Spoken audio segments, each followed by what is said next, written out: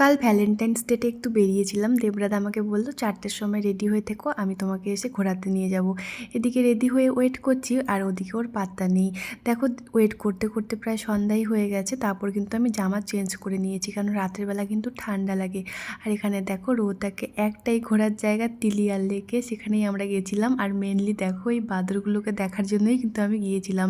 ঘোরার সেরকম জায়গা নেই, তো এই লেকটাতেই কিন্তু সবাই ঘুরতে আসে। তো এখানেই আমরাও গেছিলাম। ওই সন্ধেবেলার দিকে বন্ধই হয়ে যায়, কিছুক্ষণ টাইম ছিল, ওইটুকু টাইমেই কিন্তু আমরা ঘুরতে গিয়েছিলাম।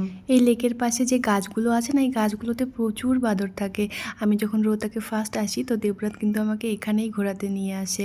তো আমার আবার ইচ্ছে হয়েছিল যে চলো না যাই, বাদরগুলোকে দেখে আসি, অনেক দিন দেখতে যাইনি। তো ওই জন্য আমরা ওখানেই গিয়েছিলাম ঘুরতে। আর এদিকে দেখো ঘুরে ঘুরে তারপর ওখানেই পাশে একটা গভর্নমেন্ট রেস্টুরেন্ট ছিল, সেখানে গেছিলাম। তো সেখানে ঢুকে কিন্তু আমরা আর খাওয়া দাওয়া করিনি, ভেতরটা সেরকম ভালো লাগছিল না।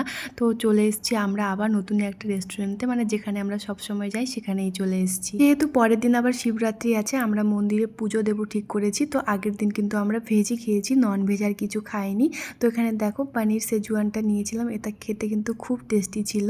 আর এই রেস্টুরেন্টে মোটামুটি সব খাবারই টেস্টি হয়। আর এখানে দেখো চাউমিন নিয়েছিলাম, এটাও কিন্তু ভেজই ছিল। এখানে খাওয়া দাওয়া করেই তারপর আমাদের একটা দরকারি কাজ ছিল, সেখানে কাজটা সেরেই তারপর আমরা কিন্তু বাড়ি চলে গেছিলাম।